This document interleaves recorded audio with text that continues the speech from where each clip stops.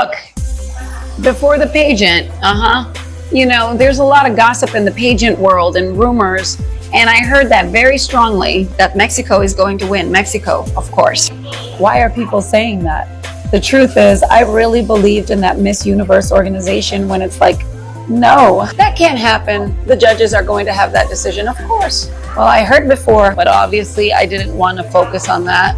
I needed to move forward as Ecuador, this is our year. Nothing is going to take that from our strength. And during the competition, obviously when the thing happened with Nawat, and he was yelling at her, I was on his side. When he said that, I went to that room. I didn't want to be a part of that because as a Latina, I needed to support my sister, of course.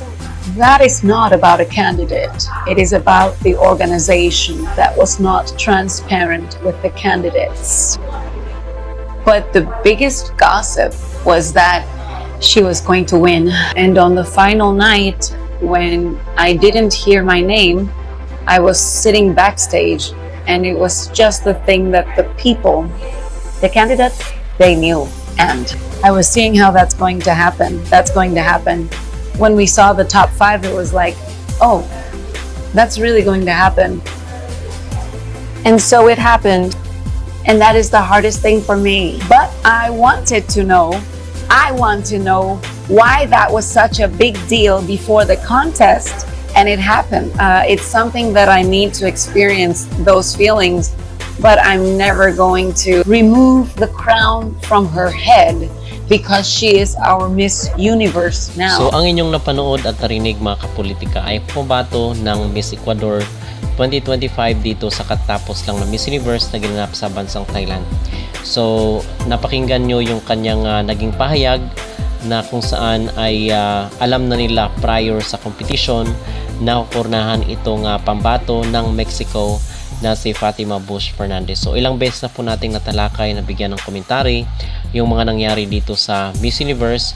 So hindi na natin kinakailangan na isa-isahin pa kung ano yung mga kaganapan, ano yung mga naging eksena doon sa Thailand sa katapos na kompetisyon ni Atisa dito sa MU 2025. Pero ang pinaka-highlight dito sa sinabi ni Nadia sa kanyang naging interview ay yung kanyang pagpanig dito kay Fatima dahil obviously kapwa niya Latina yung kinurnahan sa Miss Universe 2025. At wala rin po tayong mga anything na narinig na nagsabi against dito kay Fatima, especially doon sa kanyang mga kapwa candidate. Okay, so parang tanggap na rin nila mga kapolitika yung naging resulta, most especially yung mga Latinas, even yung sa mga interviews nila Colombia, nila Venezuela at yung sa Puerto Rico na panood natin na nag-post sila ng video dito sa social media. So hindi sila against sa naging resulta ng kompetisyon dahil kapwa nila Latina yung kinurunahan. At alam na rin siguro nila na politika ang naging resulta ng kompetisyon dito sa Miss Universe 2025 kung kaya hindi na sila nagrereklamo or anything na nagsasabi ng negatibo dito kay Fatima at sa organization. So aside po pala dito sa sinabi ni Nadia Mejia sa katatapos lang na Miss Universe 2025 ay pag-uusapan natin mga kapolitika ang mga samot-saring update dito sa iba nating mga beauty queen.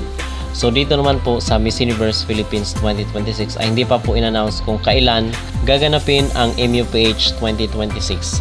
Pero malalaman po natin yan sa mga susunod na araw. Pero ang pinag-uusapan po dito sa social media ay yung franchise fee or yung candidate fee dito sa MUPH 2026 na nasa 500k na mga kapolitika. 500,000 na yung franchise ng Miss Universe Philippines dahil nga doon sa nag-increase rin yung franchise sa Miss Universe organization. So obviously automatically ay nag-increase rin po yung franchise fee ng mga candidate or mga delegates dito sa MUPH. So sabi dito sa isang post sa social media, inside the cost of the crown is the 500k Miss Universe Philippines franchise fee still practical.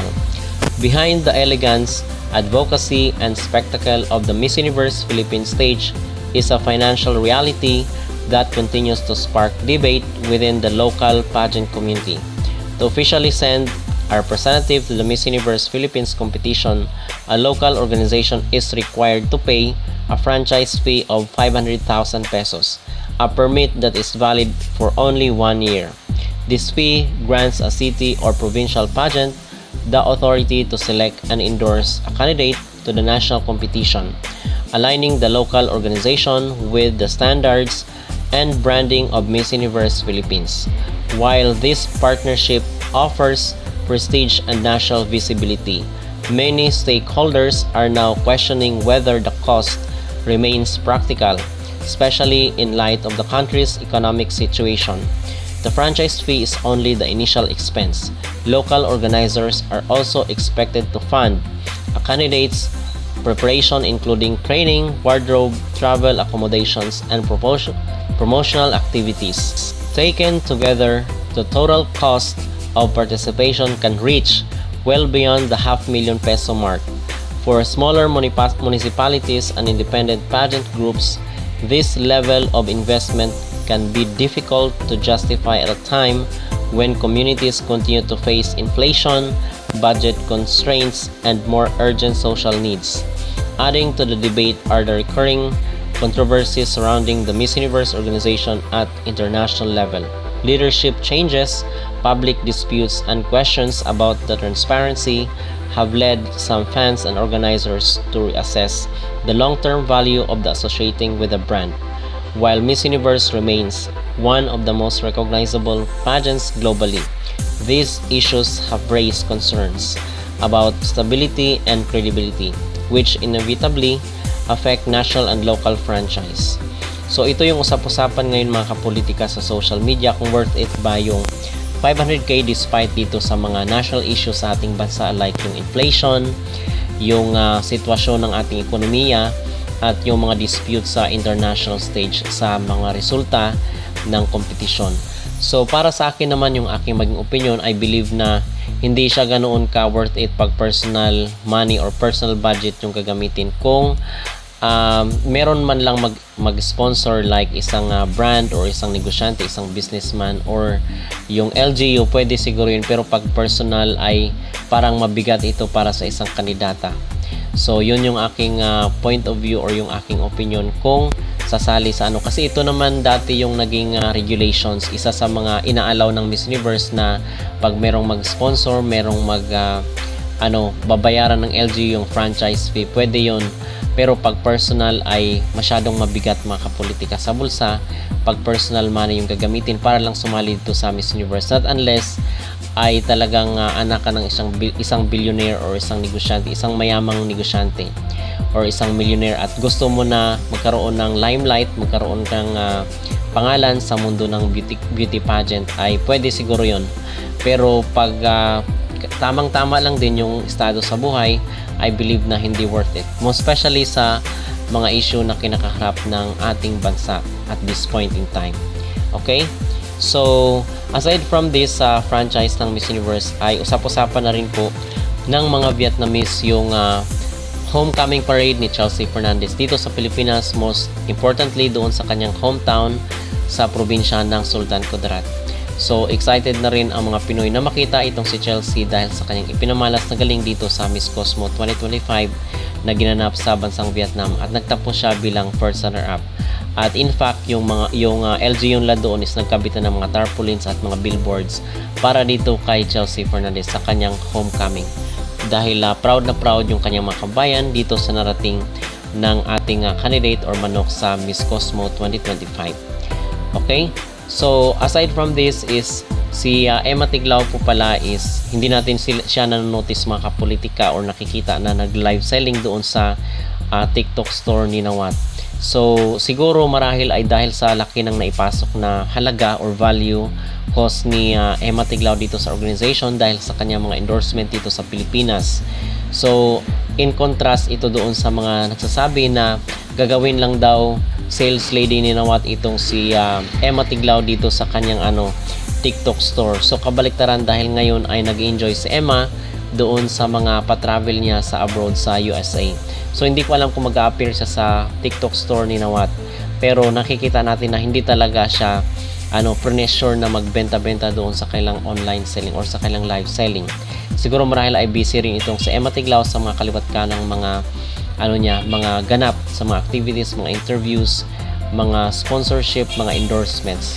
So yun yung napapansin ko dahil taliwas ito doon sa mga spekulasyon, mga expectations ng mga netizen na baka gagawin lang siyang taga-benta doon sa TikTok. So hindi naman, dahil busy-busy nga itong si Emma Tiglao kahit saan siya pumunta ay talaga namang napaka-in-demand ni Emma na kinoronahan ng Miss Grand International 2025. But for now, I will fix something muna here in the Philippines.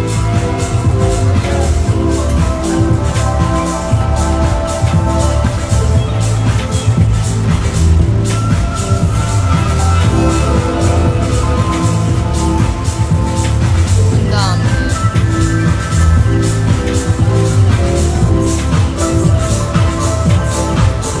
Magdi-dinner. Hala, ang bilis. Ang bilis. Guys, tap. Kotang noy.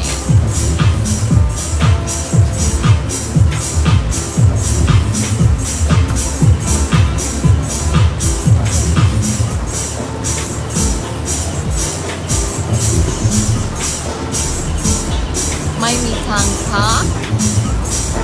What's the meaning of my mitangka? I forgot.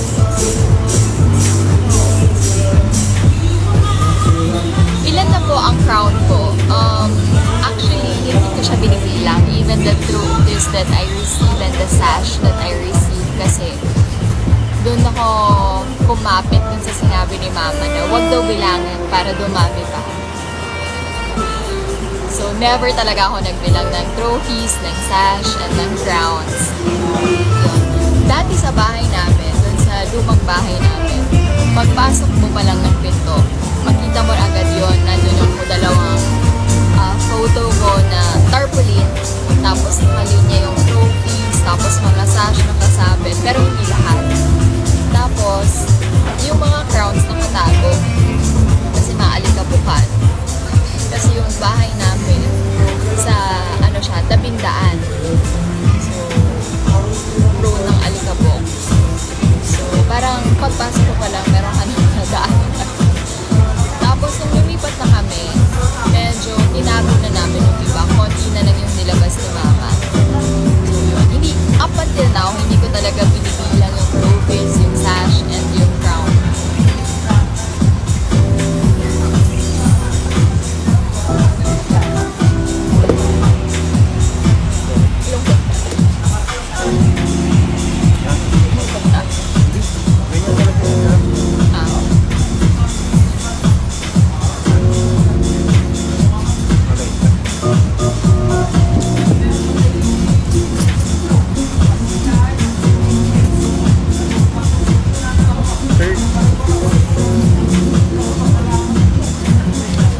Ano po meaning ng Kempere Roots?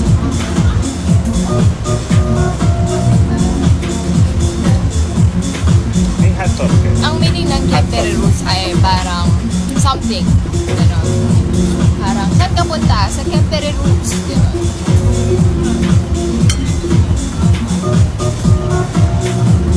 Diba?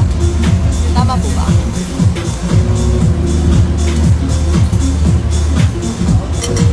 Thank you po.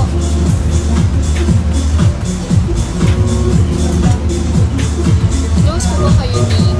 Tama ba yung pronunciation ko? Wari? Wari?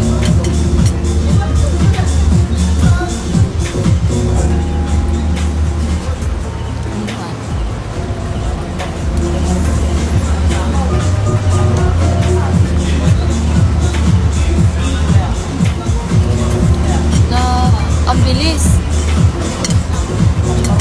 You speak Bisaya? Lagi ko ito nakukuha. Mukha may accent ba ako ng Bisaya kesa sa accent ng Kapampangan? Kabalo ko, kasabot ko gamay ra. Nakalive pa si CJ?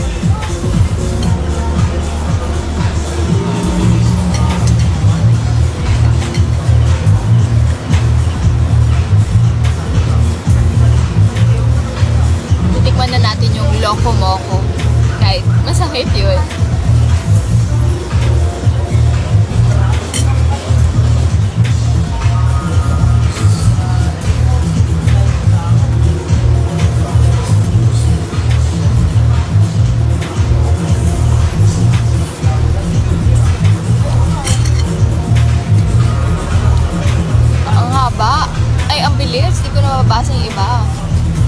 Sir Vic! Hello, Sir Vic! I miss you, Sir Vic! Happy New Year! Sir Vic Lima was my co-anchor sa Mata ng Agila.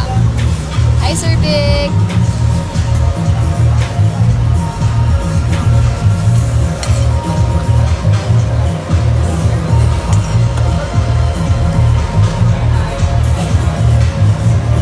Ang sarap ng puto bongbong latte. Perfect! Sino ng mga nakatikim ng puto bongbong latte?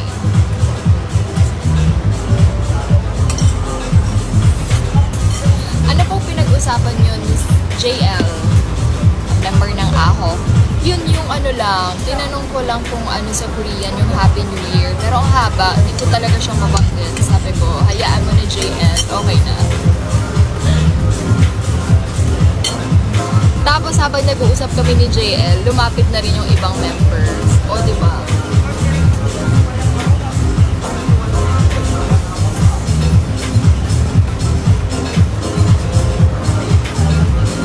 Saan ka po tonight? Nasa lugar ako kung nasaan yung kalahating populasyon ng Pilipinas. Nandoon. Northern part of the Philippines.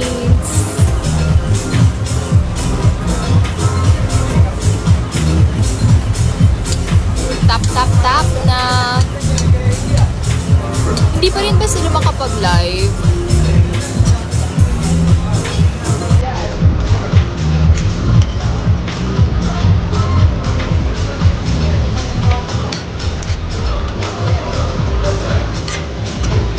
Is Wari and Wara the same person? If you're talking about Wara of MGI or yes, because sometimes if I don't have my Monchichi with me, I have Wara.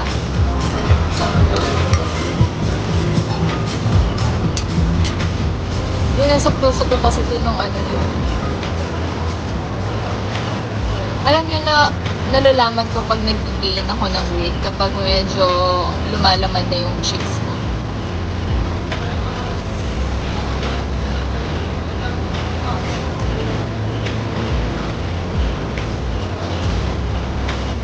Sinong nakalive? Please invite Ekka. Hindi pa kami masyadong close ng Ekka. Baka sabi niya, FC naman to. Gucci! Sana magtagpo lahat, no? Yung medyo maluwag na si Chelsea sa kanyang schedule at makapag-Thailand siya. Tapos nandun din ako sa Thailand together with Bell. Let's see. I hope natuloy yun. I think ang pinaka-mako-culture shock kapag nagkita-kita ang Muchi at Emma Bell ay si Boom at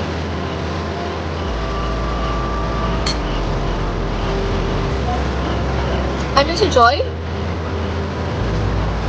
Andyan ka ba? Ba't ka pa rin ba? Hindi ka pa pwede mag-live? Gusto ko matry yung ano mo, charot card. Wala na, umalis na siya.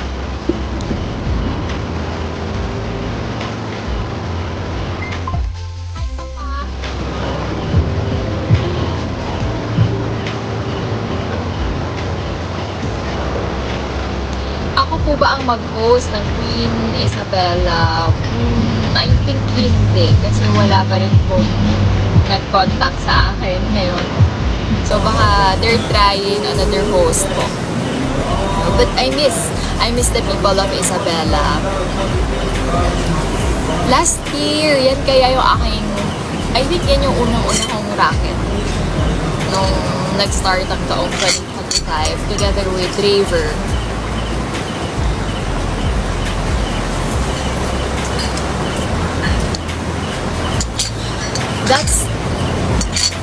That's the one thing that I want to put on my list this year, to learn more about Thai language.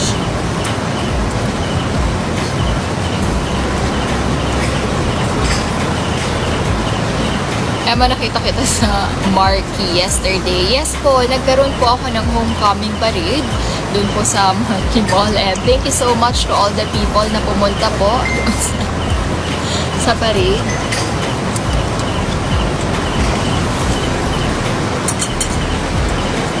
Nawala na si Joy. Ka-chat ko pa lang siya kanina eh.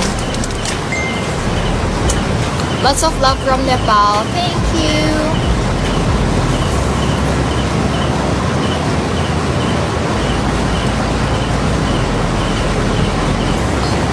Mag-rap? Pag ako talaga,